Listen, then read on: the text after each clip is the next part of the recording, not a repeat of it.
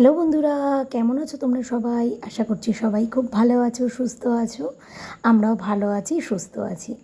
আমার নতুন একটি ব্লগে তোমাদের সবাইকে জানাই অনেক স্বাগত, অনেক ভালোবাসা। আগের দিনের ভিডিওতেই তোমাদের বললাম, আগের দিন কিন্তু বৃহস্পতিবার গেছিলো। তো আমি কিন্তু বৃহস্পতিবার দিনকে ঘট বসাতে পারিনি, পুজোও দিতে পারিনি, কারণ পুজোটা আমাকেই দিতে হতো। মনা পারতো না পুজোটা দিতে। আর তারপরে তোমাদেরকে বললামই যে মার চোখ অপারেশন ছিল, মনার রেজাল্ট ছিল। তো সকালবেলা সমস্ত কাজ টাজ করে আর পুজো দেওয়া হয়নি।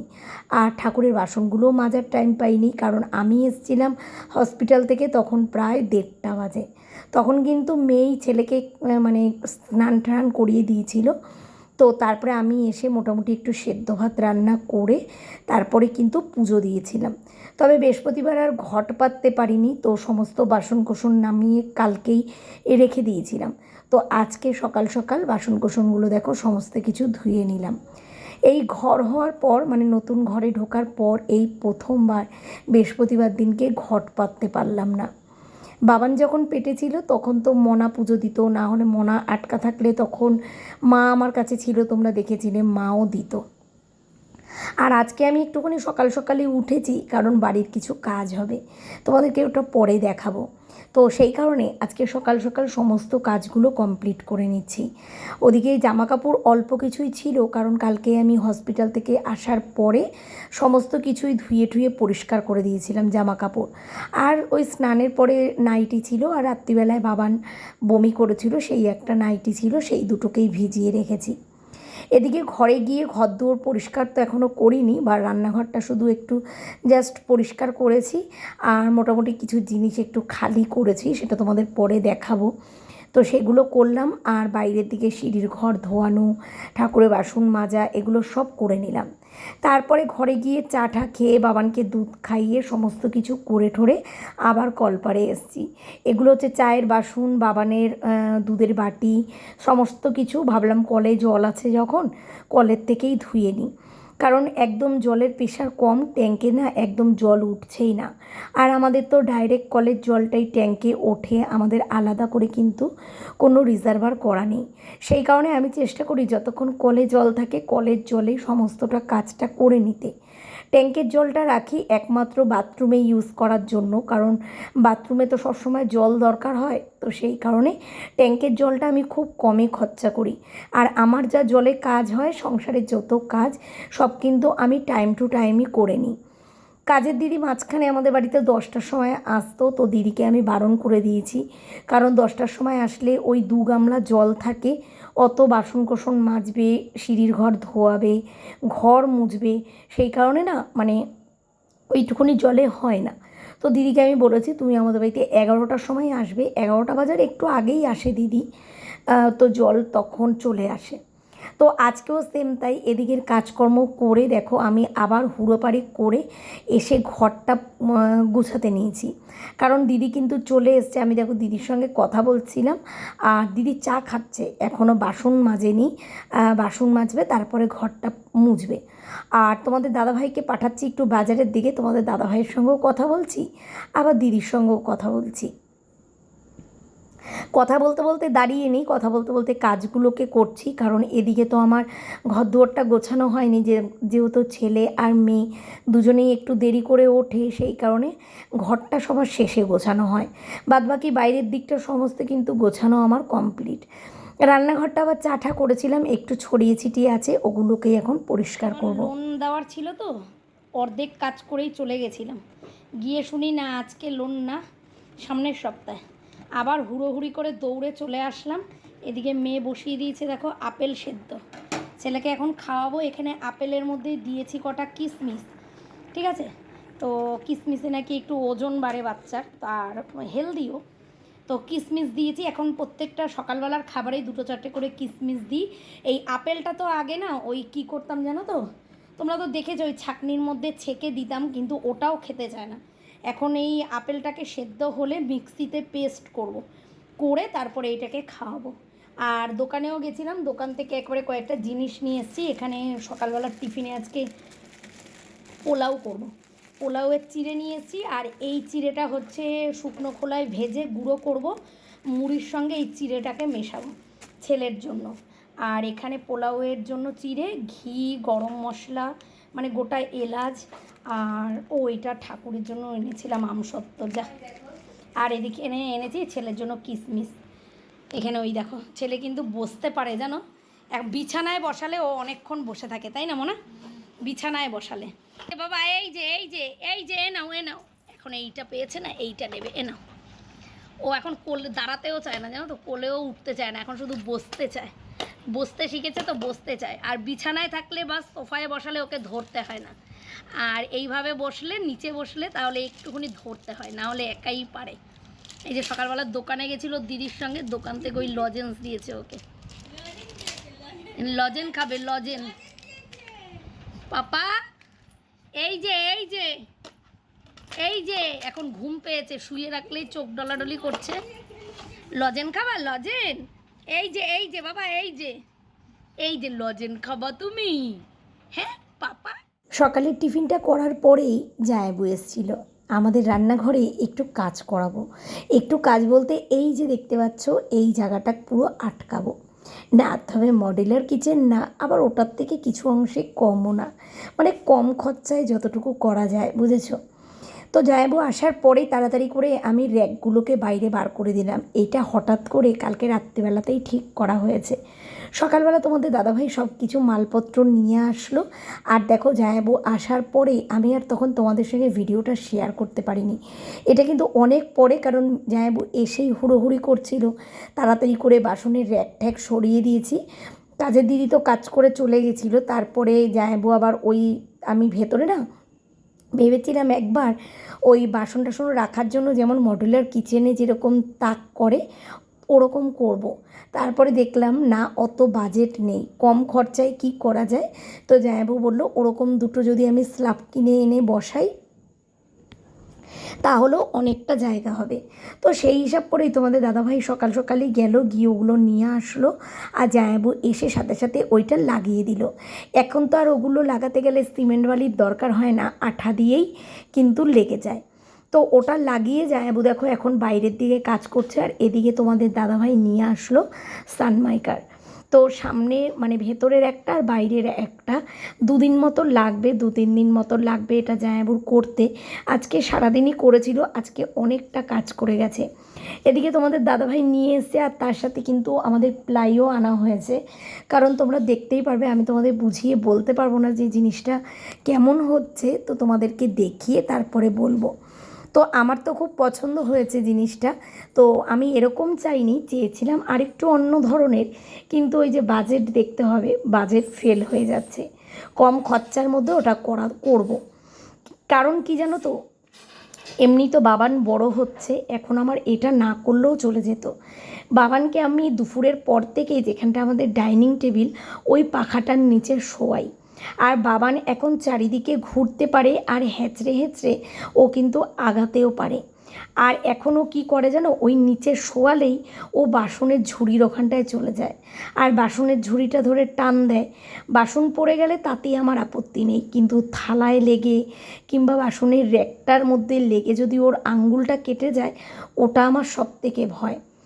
2 মাস তো প্রায় ভিডিও করিনি, ইউটিউব থেকে টাকা তো পেয়েছিলাম, টাকাটা খরচা করিনি, টাকাটা রেখেই দিয়েছিলাম। কারণ কি জানো তো, আমি যে ইউটিউবে কাজ করি, সত্যি কথা বলতে আমার সংসারে সেরকম খরচা নেই। তোমাদের দাদাভাই যেমন নুন ভাত, ফ্যান ভাত, মাংস ভাত যেমন পারে তোমাদের দাদাভাই খাওয়ায়। আমার টাকাটা আমি রেখে দিই, আমার ছোট ছোট শখ পূরণ করি, ঘরের কিছু করতে হলে সেটা করি, না হলে কিন্তু তোমাদের দাদাভাই আমার থেকে 1 টাকাও নেয় না। আমি তো ভেবেছিলাম এটা অনেক আগেই করাবো, যেহেতু ইউটিউবের টাকায় করছি, ভাবলাম যখন ভিডিও করব তখনই করাবো, কতদিন তো ভিডিও করিনি, তখনই করাবো। তো সেই হিসাব করেই কিন্তু গতকালকে রাত্রিবেলাতেই এটা ঠিক হয়েছিল। আর দেখো সেই অনুযায়ী কিন্তু এখন কাজও হচ্ছে। যাই হোক, ওদিকে জায়াবু তো সব কিছু বাইরে দিয়ে কেটে নিয়ে আসছিল, কারণ কাঠের কাজে কিন্তু প্রচণ্ড নোংরা হয়। যতটা সম্ভব জায়াবু বাইরে থেকে করে আনছিল, আর যতটা না হচ্ছিল এখানে বসেই করছিল। আর আমার তো আজকে রান্নাবান্না করতে একটু অসুবিধাই হবে, বুঝতেই পারছো। রান্নাঘরের কাজ মানেই কিন্তু রান্নাবান্না করতে অসুবিধে। তো আমি এই পাশটায় দেখো একটু সবজি কাটতে নিয়েছি। আগে ছেলের খাবারটা বসিয়ে দিই আর তারপরে আমাদের ভাত ঠাতগুলো বসাবো। এইভাবেই একটা সাইড দিয়ে দিয়ে আমাকে রান্না করতে হবে। জামাইবাবু তাই বলছে, তুই একটু দাঁড়িয়ে যা, আমি এবার বাইরের দিকে যাব, তখন তুই আবার রান্নাটা করিস। কিন্তু কি বলতো, আমার তো ছেলের খাবারটা বসাতে হবে, ছেলেকে স্নান করাবো, খাওয়াবো, ওর তো টাইমের এদিক ওদিক করলে চলবে না। তো আমি কিন্তু এইভাবেই জামাইবাবুর সাইড সাইড দিয়ে কিন্তু আমি কাজ করছি। তারপরে দেখো জামাইবাবুকে আর তোমাদের দাদাভাইকে কিন্তু চাও একবার করে দিলাম। তো ওরা চা খাক, দিয়ে জামাইবাবু দেখো সব কিছু বাইরের দিকে নিয়ে গেছে, সিঁড়ির ঘরের দিকে নিয়ে গেছে। আর সকালবেলা তো আমার একবার ঘর দুয়ার মোছা হয়েই গেছিলো। আসলে আজকে কাজটা যে হবে এটা ঠিক ছিল না। আমি ভেবেছিলাম কালকে হয়তো জামাইবাবু আসবে, সকাল সকাল আমি একটা তরকারি ভাত রান্না করে নেব, কিন্তু সেটা আর হয়নি। জামাইবাবু বললো আজকে যতটা পারবে ততটা করবে, আর বাদ বাকিটা কালকে করবে। তো সেই হিসাব করে আমি বললাম ঠিক আছে, তুমি তোমার মতো করতে থাকো, আমি আমার মতো রান্না করতে থাকি। ছেলেকে খাইয়ে ঘুম পাড়িয়ে দেখো স্নান করিয়ে ওই যে ঘরের দরজা দিয়ে দিয়েছি, কারণ যা গরম পড়েছে এসি না চালালে কিছুতেই ছেলে ঘুমায় না। সারা গায়ে বড় বড় গরম গোটা বেরিয়ে গেছে, তারপরে কিন্তু আবার ঠান্ডাও লেগেছে। কিন্তু কিছুই করার নেই, ঠান্ডা লাগলেও এসিটা হালকা করে চালিয়ে পাখা চালিয়ে দিই। এদিকে রান্নার জোগাড় করতে নিয়েছি, আর আমার যেন এত গরম লাগছে রান্না বান্না করতেই ইচ্ছে করছে না। তাও রান্না করতে নিয়েছি দেখো, পুঁই শাক করবো মাছের মাথা দিয়ে। আগের দিন যে দেখলে মাছের মাথা দিয়ে লাউ ঘন্ট করেছিলাম, মাছের মাথা কিছুটা রেখে দিয়েছিলাম। তো আজকে দেখলাম তোমাদের দাদাভাই বাজার থেকে আসার সময় পুঁই শাক নিয়ে এসছে। আর সত্যি কথা বলতে এই সময়ের পুঁই শাকটা কিন্তু খেতে বেশ ভালোই লাগে। তো আমি মাছের মাথা দিয়ে পুঁই শাক করবো। আর গতকালকে তো খাওয়া দাওয়া ঠিক করে হয়নি, অল্প অল্প তরকারিও রয়ে গেছে, আর একটু ডাল করব, ব্যাস। আর কিছু রান্না হবে না, যেহেতু রান্নাঘরের কাজ হচ্ছে, বুঝতেই পারছো। পুরো ঘেমে নেমে এক হয়ে গেছি, গ্যাসটাকে বন্ধ করে বসেছি একটু পাখার নিচে। আর তার মধ্যেই এই দেখো আমার ছেলের ঘুমও হয়ে গেছে, উঠে চলে এসছে। বাইরে ওর মেশোকে দেখে কী যে খুশি হয়েছে কি বলবো তোমাদের। দিদি আর জায়াবুগুলো ওরা আসলেই এমন হুড়োহুড়িও করে জানো তো। তো সেই কারণেই দেখো ছেলেকে টেবিলে বসিয়ে এখন কিন্তু আমি এখানটায় পাখার নিচে বসেছি। বাইরের দিকে ওকে বেশিক্ষণ রাখবো না, কারণ বাইরের দিকে তো প্রচুর ধুলো। তো সেই কারণে ওকে ঘরেই নিয়ে যাব। আর ভাবলাম একটুখানি বসেছে, আমার জামাইবাবু নিচে কথা বলছে, আর আমার হাতে ফোনটা দেখেছে তো তাই অবাক হয়ে গেছে।